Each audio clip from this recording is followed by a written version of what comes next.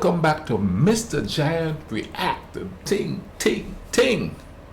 I'm Mr. Giant, and this one is called Why There's an American National Park in Canada. Why?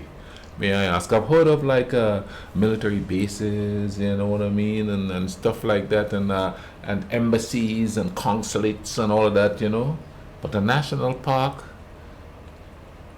from one country within another country, I'm interested to know why. So let's go ahead and YouTube and see why that is. This video was made possible by Skillshare. Let's turn it up a Start learning bit. new skills and exploring your curiosity for free today by being one of the first 1,000 to click the link in the description. The Roosevelts. They're like a smaller, worse-looking, less murdered Kennedy family. America loves its Roosevelts almost as much as the Roosevelts loved, well, the Roosevelts. Maybe it's the pragmatism, maybe it's the big mustaches, or maybe it's the incest, but in any case, we just can't stop naming things after them. Roosevelt, Georgia, Roosevelt Island, the Roosevelt Memorial, the USS Roosevelt, the other USS Roosevelt, the other USS Roosevelt, the other USS Roosevelt, the fifth USS Roosevelt, and of course, Rose E. Felt, my failed line of president-themed fabric. In fact, America's Roosevelt reverence has gone so far that we made a Roosevelt National Park that's not even in the United States. Okay. So would somebody explain to me what's the fascination with the Roosevelts? I never really noticed that, but now that he says all of that, and I think about it, there's a lot of stuff with Roosevelt around. Roosevelt High, Roosevelt this, Roosevelt that. It seems like at some point in American history, there's been a love affair with certain presidents. You have the Kennedys, Camelot. You know what I mean? But things have changed though, because now, okay, even though the Kennedys had their share of scandals, still people's like revered them and stuff like that. But now, that don't happen anymore, man. They want to tear them down, you know what I mean? Like they went after the Clintons. Oh, they're evil. They baby eating, Pizzagate, blah blah blah. And then Obama came into office, and oh my God, he's the one that started racism, and he did this and he did that, just constant negativity. And then Trump come in and it's the orange this and the misogyny and the this, the that, you know what I mean? It's like I haven't heard a whole lot of positive things about presidents since. I think the last time I heard anything like remotely positive about the president is Reagan. It's a lot of Reaganites running around, you know what I mean? But after that, man, it's just pure tear down street, it's just crazy. This may come as a shock to some of our American viewers, but it turns out that scientists believe there are other countries beside the United States. How many? There's no way to know for sure. We have strong evidence that suggests that just north of America is a strange land called Canada, filled mostly with syrup and ruled by a beautiful mannequin brought to life by a moose wizard. Anyways, it turns out in this mythical winter wonderland of Canada, am I saying that right? Canada? Just past its border with the state of Maine is where we find Roosevelt Campobello International Park. Now, if International Park sounds like a strange title to you, that's because it is. In fact, Campobello is the US's only international park, but it still functions much like the 63 strictly star-spangled national parks. It's considered a, quote, unit of the National Park Service, it's listed on the NPS website, it celebrates a US figure, it pulls funding from the Department of the Interior, and parents drag their snot-nosed children there to try to teach them some vague lesson about history or nature or something. However, it does have some international flair. Different silly hats, scary socialist leanings like fee-free entry, and collaborative funding and stewardship split between Real America and Maple America. To understand why American dollars and American people are preserving a place in not America, we first need to consider why this chunk of Canada matters to the greatest country in the world as determined by the number of annual deaths by lawnmower. Turns out, the mission of the National Park Service goes beyond protecting America's biggest, dankest rocks, waterfalls, and upside-down waterfalls, and extends to protecting U.S. heritage broadly, which includes old buildings and cultural sites, which is all to say that while Campobello does have some decently large and dank rocks, and occasionally beautiful snowfall, it matters to Americans not because of its snow that melts, and more, its rows of velts. You see, when a young Franklin Delano Roosevelt was cutting his teeth on the mean streets of Hyde Park, New York, engaging in dangerous rough and tumble pastimes like golf and polo, Mama and Papa Roosevelt did what average Americans do and got themselves a humble 34-room cottage on Campobello Island, a popular vacation spot for Americans, where they spent their summers sailing, lounging, and getting polio.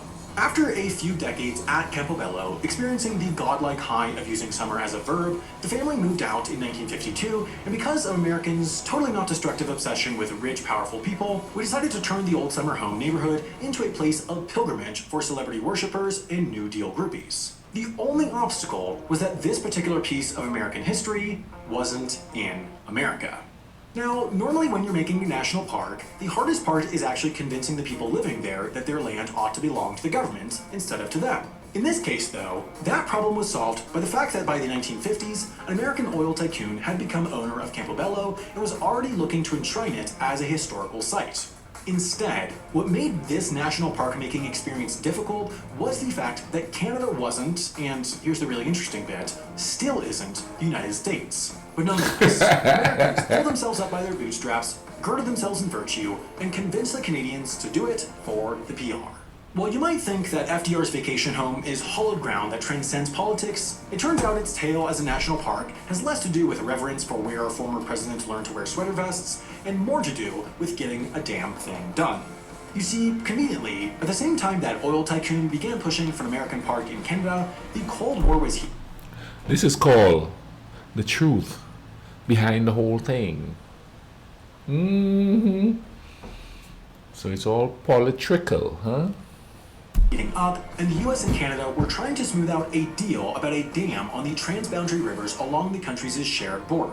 With tension and distrust in the air, and the shared need to get a big damn deal done, no politician could have picked a better time to collaborate on a relatively cheap project that displayed that Canada and the US got along just fine, and were maybe even friends, if you're into labels. So, with virtue signaling on their minds, some politicians' overworked interns drew up a treaty that outlined a new park that the US and Canada were to share the costs of purchasing and preserving, and on January 22nd, 1964, Presidents Lyndon B. for Bad Boy Johnson and Prime Minister Lester B. for Big Dog Pearson signed on the dotted line, creating the Roosevelt Campobello International Park. Now, there's only one Roosevelt Campobello International Park, where representation and duties are split squarely between two countries, but I have good news. This isn't the only place where you can get in touch with your proud red, white, and blue roots while outside the 50 states. The NPS also looks after parks and monuments in American territories from Puerto Rico to Guam, while the American Battle Monuments Commission manages 23 American monuments and cemeteries in foreign countries. So, whether you're traveling in Maple America, Guava America, or even Big Weird Scaffolding America, you'll always have a park or monument of some sort where you can soak in the rich, effervescent, deeply inspiring, never bad or embarrassing or violent history of America abroad. When you go to these places, you're probably going to want to take some photos to show off your sparkling culture to the historyless heathens you're traveling with. To ensure the highest quality of braggadocious photos, I suggest taking Dale McManus's iPhone photography class on Skillshare. In just 19 quick, digestible lessons, McManus can help unlock your creative abilities with just the camera on your phone. Okay, I do believe that's the end of it. That's pretty interesting because there is a monument on my island for the 17 American soldiers that said to have died during the American invasion there. And that's odd because I've never seen it. And I don't know if it was built after I left or right before I left. But after the whole deal, I pretty much stayed away from anything that pertained to that. I just I just want to forget that. I just want to try to live minute to minute, moment to moment and enjoy my life. So I kind of brushed that to the side. So but I can't remember if there was a ceremony, and if there was one when I was there, if that was done when I was there, I didn't pay attention to it, man. I stopped paying attention to anything like that after all that big ordeal. I was like, because I look around and people were still working paycheck to paycheck, still struggling to make ends meet, still struggling to send the children to school. Ain't nothing changed. So why am I paying attention to all that other stuff? And even stuff that they were doing for the Grenadian government was doing, say, it's the people taken care of. No, for the most part. Why do I pay attention to all that stuff? But with this year, there's always politics involved, isn't there? There's always some kind of politics that go on behind the scenes, you know. But you know, they sort of quote it as a historical thing, you know what I mean? And you know how people are about the history because you know I react to history videos here, you know what I mean? So we know how people are with that. It's like they get all like patriotic and stuff when you talk about history. So, oh, what a way to get them to go, yeah. When all the while they just wanted to do some politicking to get a damn. That's a sort of play on words there. But anyway, man, thank you all for watching this with me. Leave a link in the description for this video. You go check it out without me babbling. Thank you for all the comments. Comment down below. If any of you have visited that place, comment down below and tell me what it's like. And who knows, I might bucket list just for the share and curiosity of it all. You know what I mean and thing. But in the meantime, man, you all take care of each other. Be good to each other.